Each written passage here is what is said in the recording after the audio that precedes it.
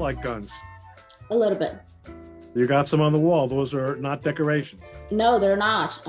It's one of the things that I'm very much passionate about is the ability that the citizens have to, sort of put pressure on the government and say, hey, don't push me around too much. We have power over you. And that's what the Constitution says. And no other country in the world has that. In Brazil, we have, if you look up, I'm talking too much about Brazil. I think people are fascinated. But also, if you were talking about Brazilian cooking or Brazilian music, it would be fascinating. But people who listen to this podcast will be interested because they're seeing parallels. There's almost nothing that you've said that doesn't have a very strong parallel in the United States. So, So let me make the parallel with the guns.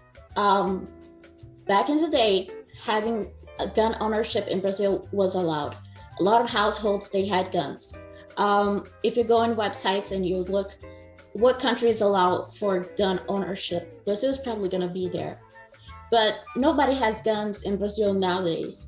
And even though guns are allowed, technically, there's been so many little rules added over the years to prevent gun ownership that at this point, if it's easier for you to win the lottery than for you to be allowed to have a gun, because you'd have to go through so much money and time and processes and laws, etc.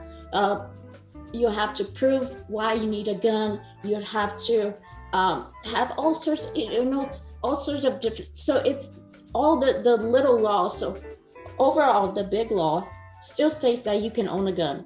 But as you trickle down to all the little laws, nobody's able to get one. Do you have any hope for the Brazil situation? Yeah, I think that a lot of people are fighting it. I think the fight against the communists, the socialists, etc., is ongoing. In Brazil, we have it much more in the open. So here we have the party that calls themselves the Democrats.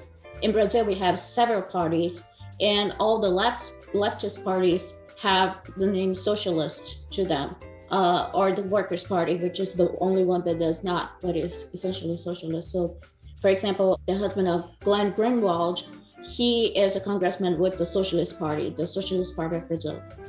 It's what it's named. So it's something that it's sort of like there's a lot that they did in terms of trying to keep people dependent of the government, trying to keep the indoctrination, the manipulation, the control of the media happening.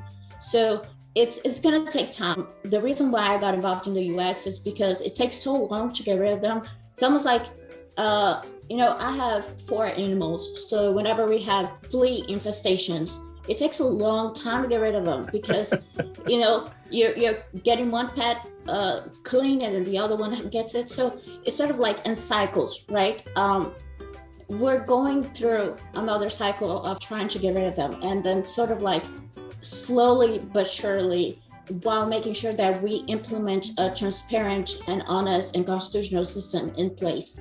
So if we allow these things to happen here in the US, like with what Biden's doing, he's growing the IRS to a size that is bigger than Apple, is bigger than Tesla. After he takes away our ability to be independent on energy, after he implements these different types of things, trying to roll back will be much more difficult and take a long time.